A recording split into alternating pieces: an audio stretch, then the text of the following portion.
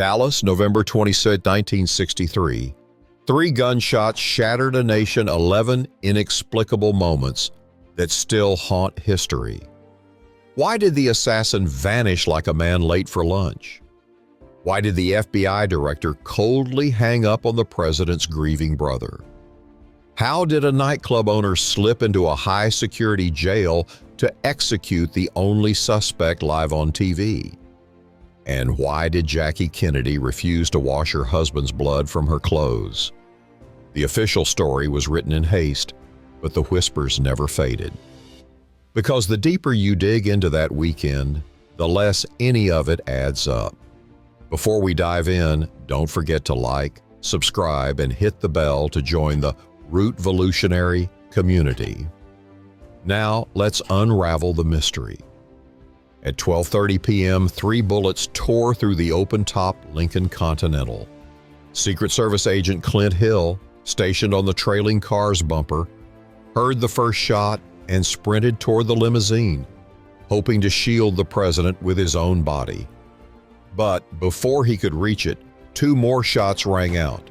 Forensic experts agree the final bullet shattered JFK's skull.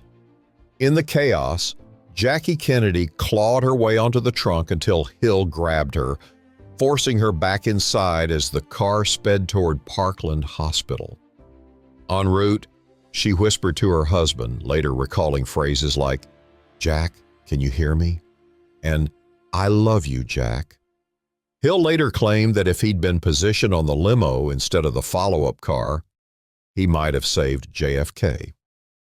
After firing 3 rounds from the Texas School Book Depository's 6th floor, Lee Harvey Oswald stashed his rifle among book stacks, descended the stairs, and within 90 seconds casually greeted his supervisor and a Dallas cop in a 2nd-floor break room.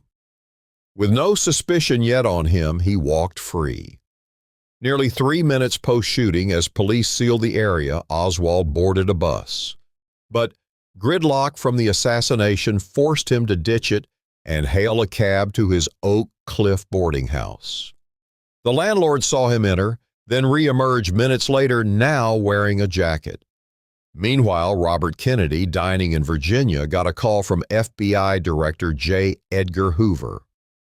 "I have news for you. The president's been shot." When Bobby pressed for details, Hoover bluntly replied, "It's serious," then hung up. By 12:38 p.m., JFK arrived at Parkland Hospital. Trauma teams performed an emergency tracheotomy, heart compressions, and IV injections, but it was too late. 12 minutes later, he was pronounced dead.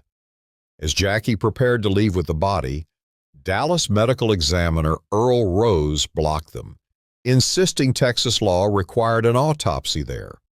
Jackie refused to budge.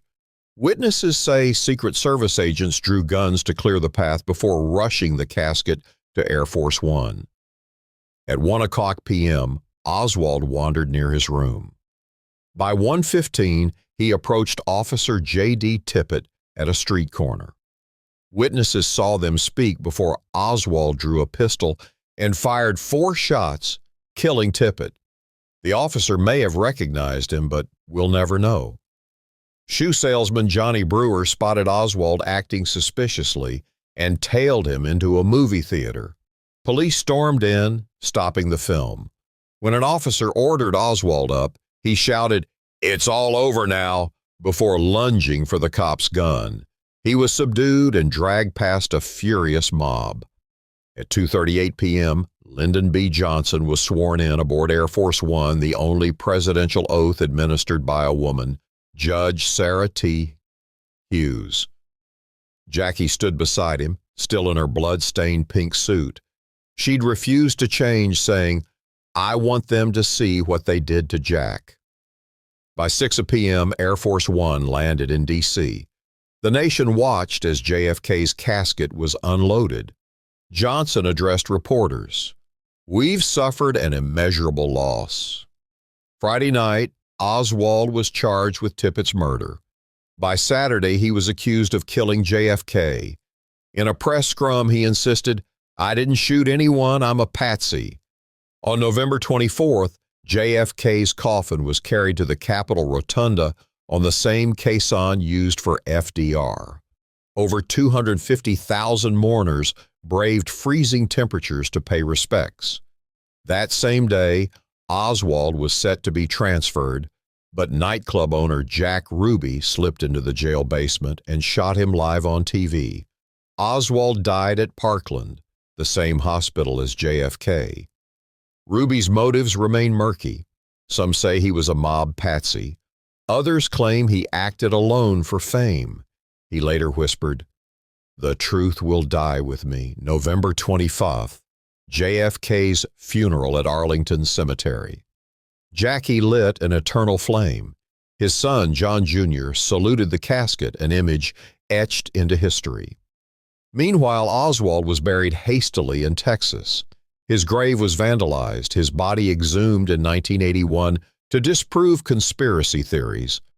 The unanswered questions, a president murdered in daylight, his accused killer silenced on live TV, a widow who turned grief into a statement, a grave robbed, then reopened.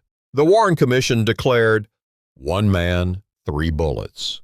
But witnesses contradicted, evidence vanished, and motives were buried. Was it a lone gunman or a puzzle we still can't solve?